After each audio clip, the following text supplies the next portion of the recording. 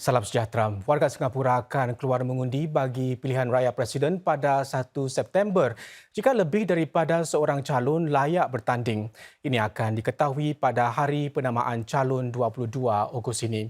Jika hanya ada seorang calon yang layak, dia akan diisytiharkan sebagai presiden pada hari penamaan calon. Perdana Menteri Lee Hsien Loong mengeluarkan rid pilihan raya hari ini. Penulis di Facebook PM Lee berkata beliau berharap rakyat akan mendengar dengan teliti apa yang dikatakan setiap calon dan fahami pandangan masing-masing.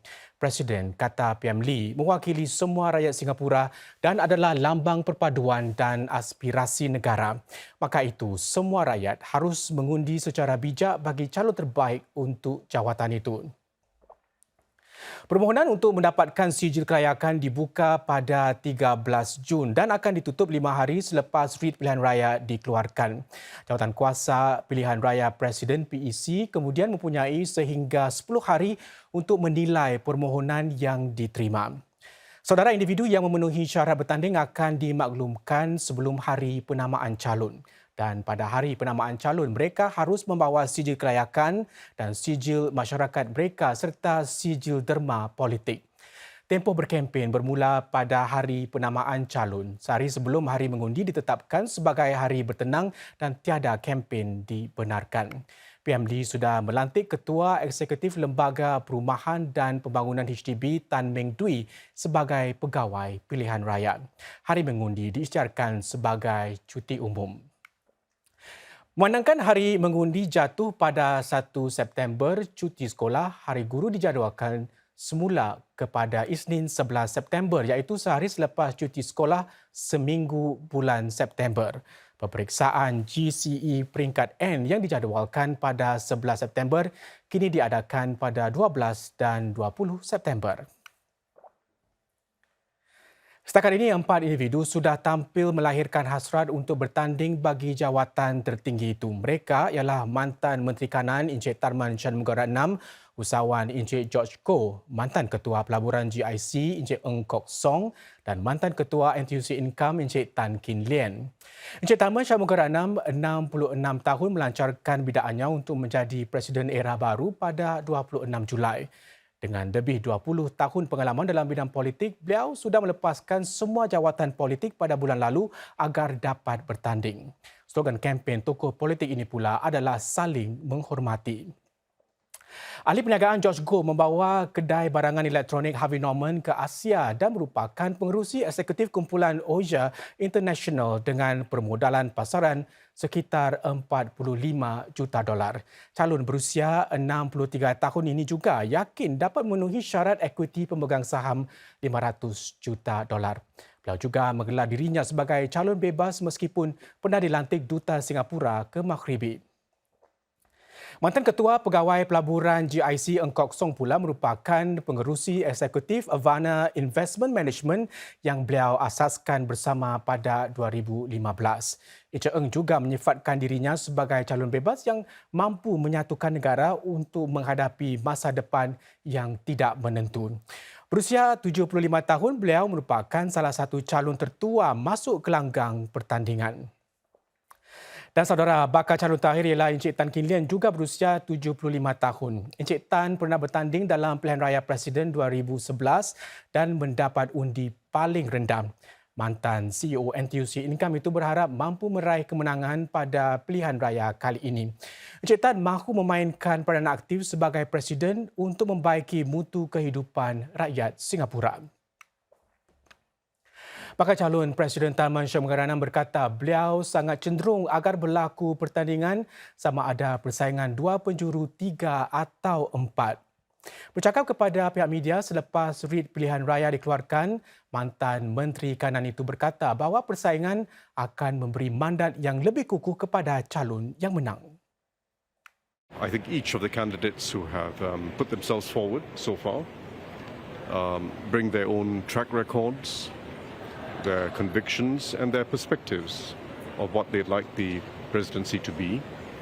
And we should each be judged and evaluated on the basis of what we bring Singapore. Bakal calon Presiden Tan Kin Lian pula berkata beliau berhasrat untuk menjalankan tugas sebagai Presiden dengan tekun dan jujur sekiranya beliau dipilih. Ini termasuk melindungi penggunaan rizab negara dan kewibawaan perkhidmatan awam. Encik Tan berkata demikian dalam satu sidang media di mana beliau melancarkan bidaannya bagi pilihan raya Presiden. Encik Tan disokong oleh pencadangnya Tan Ji Se. Mereka sebelum ini pernah bertanding dalam pilihan raya Presiden 2011. Peguam dan ahli politik pembangkang Lim Tien dinamakan sebagai penyokongnya. Encik Tan berkata beliau akan memberi tumpuan kepada perkara asas yang penting bagi kesejahteraan rakyat Singapura.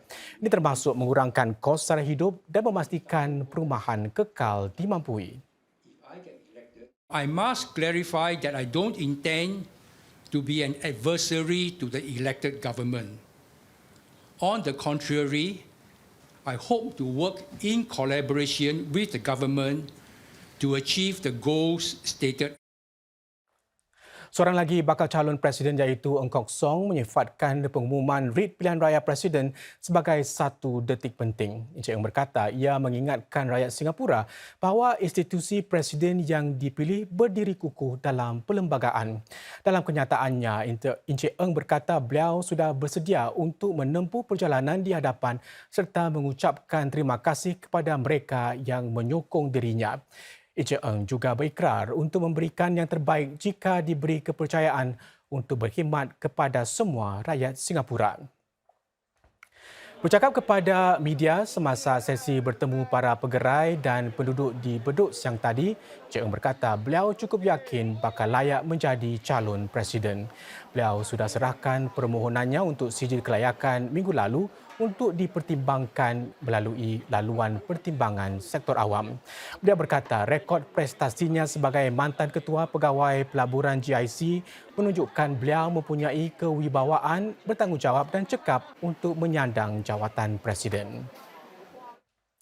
Sementara itu, saudara George Goh, seorang lagi bakal calon Presiden berkongsi beliau sedang menantikan sijil kelayakan untuk dikeluarkan oleh jawatan kuasa pilihan raya. Dalam satu kenyataan, Encik Goh berharap keputusan itu boleh dibuat lebih awal dan tidak terlalu dekat dengan tarikh penutup. Ini agar para calon yang layak boleh membuat persiapan yang teliti untuk kempen mereka. Mengikut undang-undang, pihak jawatan kuasa perlu memberitahu para pemohon mengenai keputusannya selewat-lewat sehari sebelum hari penamaan calon. Memegang kunci kedua kepada rizab negara dan memperjuangkan isu-isu sosial inilah di antara peranan Presiden Singapura.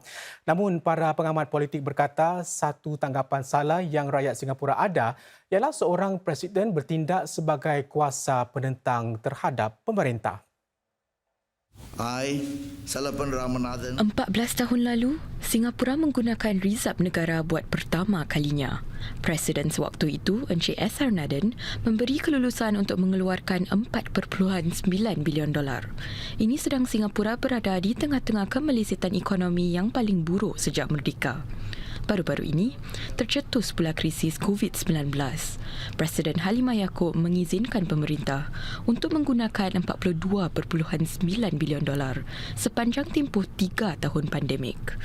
Significant amount of funds, running to tens of billions of dollars, were needed, to protect jobs and protect livelihoods.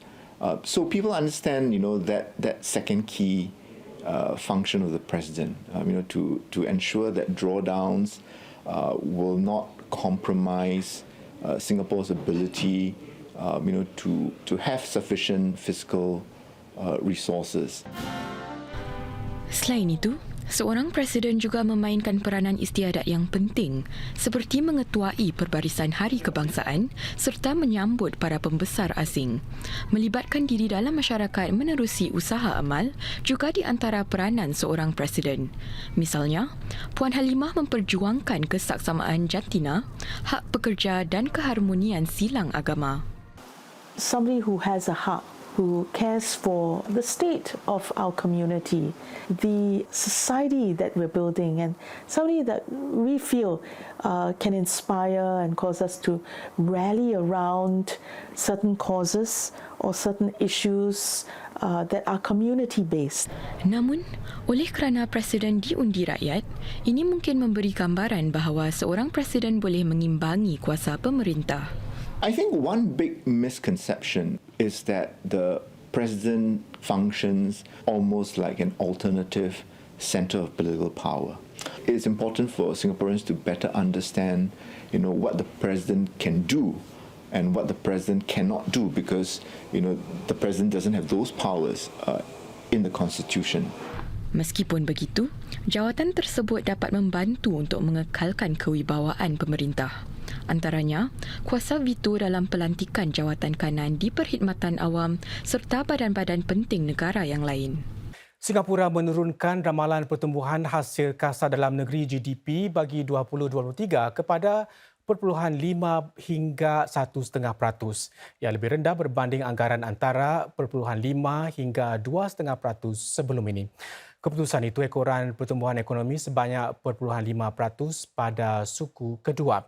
Namun Singapura tidak dijangka mengalami kemelesetan teknikal di mana terdapat pertumbuhan GDP negatif buat dua suku berturut-turut.